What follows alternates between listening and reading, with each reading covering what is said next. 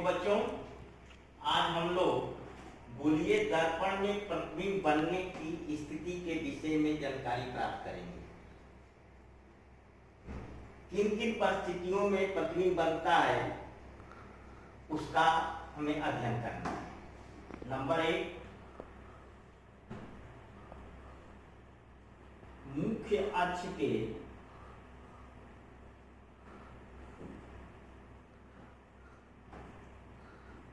समांतर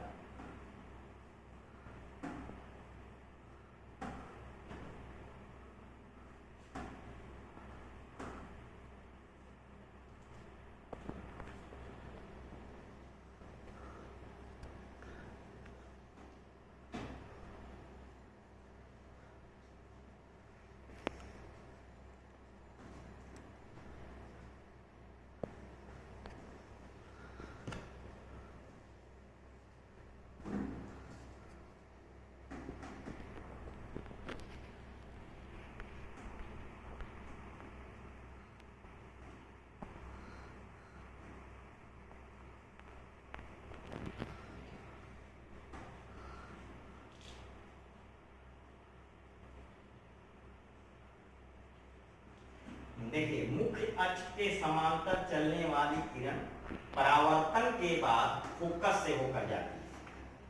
ये आपका मान लीजिए कि अवतल दर्पण है।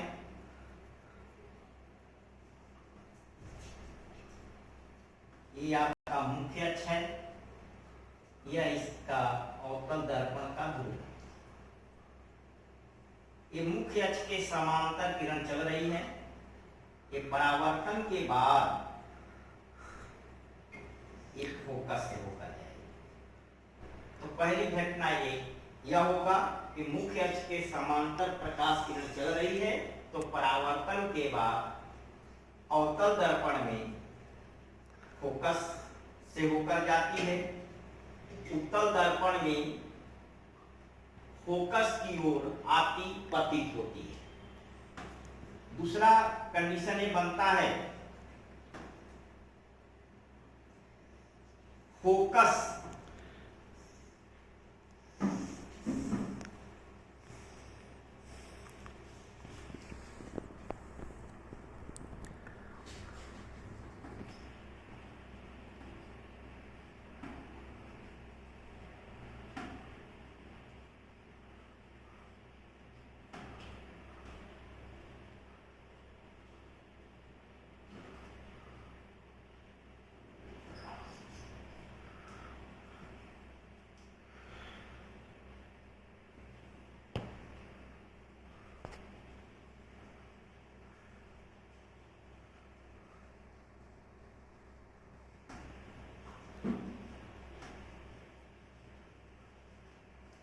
दूसरी कंडीशन है कि फोकस से जाने वाली किरण परावर्तन के बाद मुख्य अक्ष के समांतर हो जाती है। देखिए किरण आरेख में, जब तक आप किरण आरेख नहीं समझेंगे तब तक आप इसका विस्तृत अध्ययन नहीं कर पाएंगे।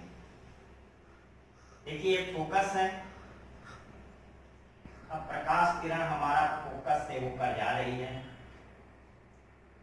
जब फोकस से होकर जाएगी तो परावर्तन के बाद ये देखिए मुख्य अक्ष के समांतर हो जाती है। तीसरी कंडीशन,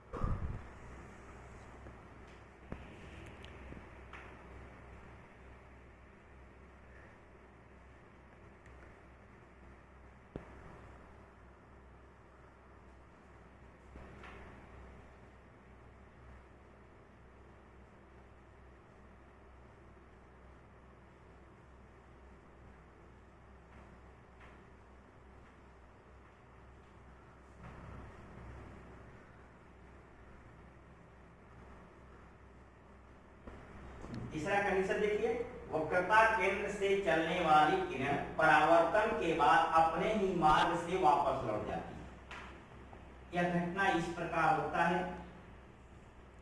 ये आपका अवतल दर्पण है, ये मुख्य अक्ष है, ये इसका वक्रता केंद्र है। अब किरण हमारा वक्रता केंद्र से होकर जाएगी तो परावर्तन के बाद अपने ही मार्ग से वापस लौट जाएगी। ये किरणें जब आपस में काटती हैं तो उस कटान बिंदु पर ही प्रतिबिंब का निर्माण होता है। फोकस दूरी और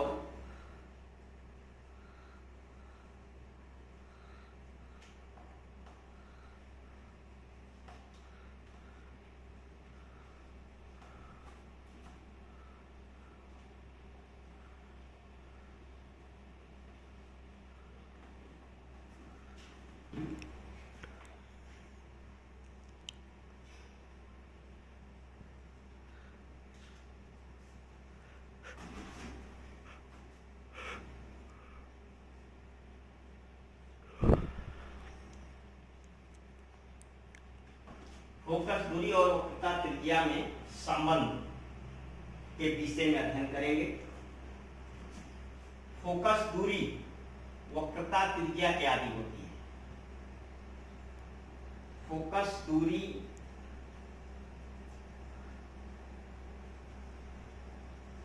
F बराबर वक्रता त्रिज्या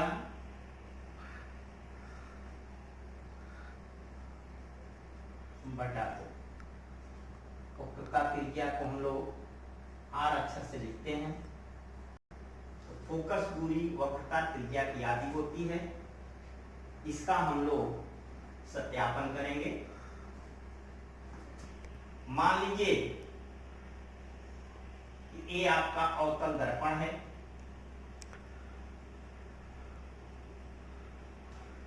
और यह मुख्य अक्ष है, इसका P ध्रुव हो गया। मान लीजिए कि मुख्य अक्ष के समांतर BA किरण चलती है, जो दर्पण के बिंदु A से परावर्तित होकर फोकस से होकर जाती है। बिंदु C इस अवतल दर्पण का वक्रता केंद्र है। CA अभिलंब है।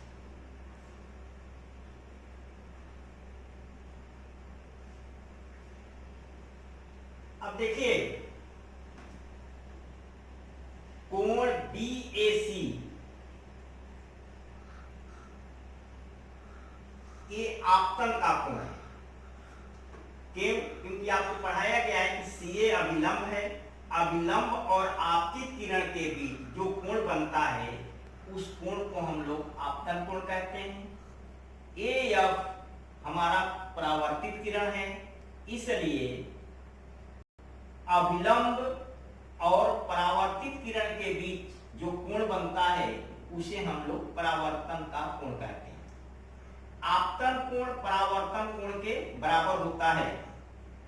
तो चित्र में कोण BAC बराबर कोण CAF परावर्तन के नियम से, परावर्तन के नियम से। आप देखिए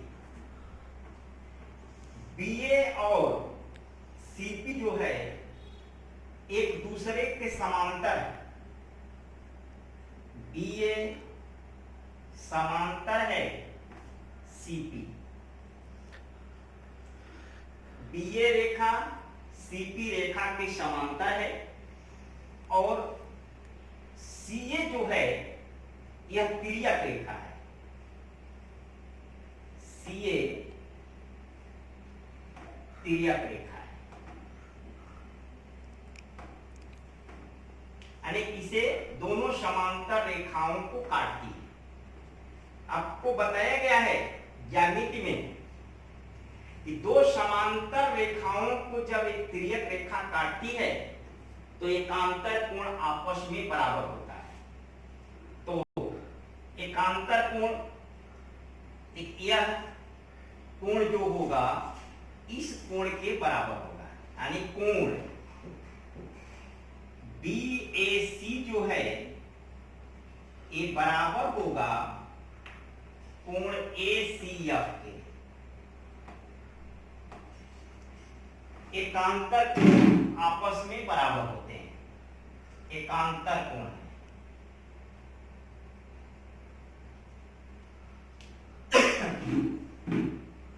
अब देखिए इसे हम समीकरण 1 कर लेते हैं और इसे हम समीकरण 2 कर लेते हैं। समीकरण 1 और 2 में आप देखिए कि कोण BAC बराबर कोण CAF है। अब कोण BAC बराबर ही कोण ACF है। तो समीकरण 1 और 2 आपस में बराबर है। तो समीकरण 1 और 2 से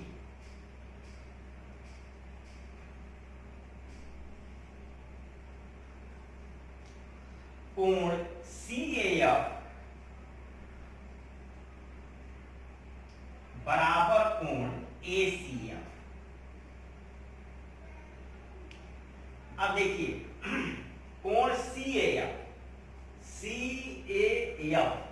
बराबर है ACF के। आपको हमने बताया है ज्यामिति में कि बराबर कोण के सम्मुख भुजाएं आपस में बराबर होती हैं।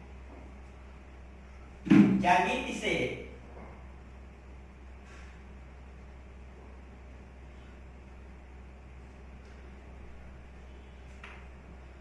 बराबर भुजाओं के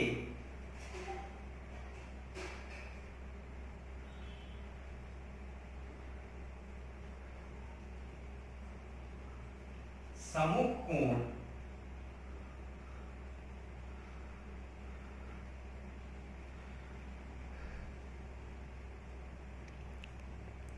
आपस में बराबर होते हैं।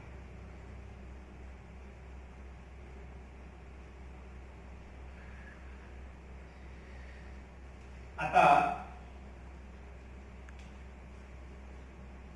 कोण A यानी कोण CAF के सामने की भुजा क्या है? CF है। तो CF बराबर हो जाएगा कोण ACF। देखिए ACF इसी के सामने का जो भुजा है वह AF है। तो CF जो हो जाएगा AF के बराबर हो जाएगा। अब देखिए अगर दर्पण का द्वारक हम लोग छोटा ले लें, यदि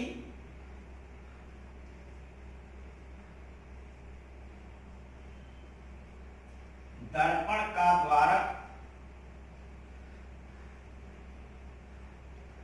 छोटा है तो बिंदु A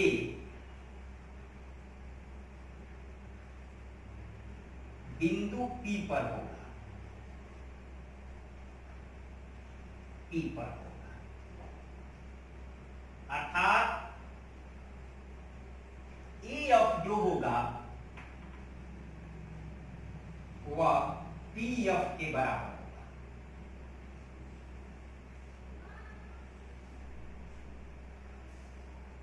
तो हमारा CF जो हो जाएगा वह PF हो जाएगा। अब देखिए सभी दूरियां हम लोग पोल से यानी ध्रुव से नापते हैं। तो इसमें तो PF है जिसको हम फोकस दूरी कहेंगे, इसको हम लोग F से लिखते हैं। और यहाँ वक्रता केंद्र है तो C से P की दूरी जो है वो R है, इसे हम लोग वक्रता त्रिज्या कहते हैं। लेकिन CF में हमारा जो है P नहीं है, तो CF अगर हमको निकालना है तो P तक हम चलेंगे तो PC में से PF को हम घटा देंगे तो CF निकल जाएगा, यानी कि CF के स्थान पर हम लोग PC माइनस PF लिख सकते हैं, इक्वल हो जाएगा PF। PF को उधर ले चले तो PC बराबर हो जाएगा PF प्लस PF, यानी PC बराबर हो जाएगा 2PF। अब PC क्या है देखिए, R है, वक्रता त्रिज्या है, और PF क्या है, फोकस दूरी है F, तो F बराबर हो गया R/2। तो हम लोग सिद्ध कर लिए कि फोकस दूरी जो होता है वह वक्रता त्रिज्या की आधी होती है। ये हमारा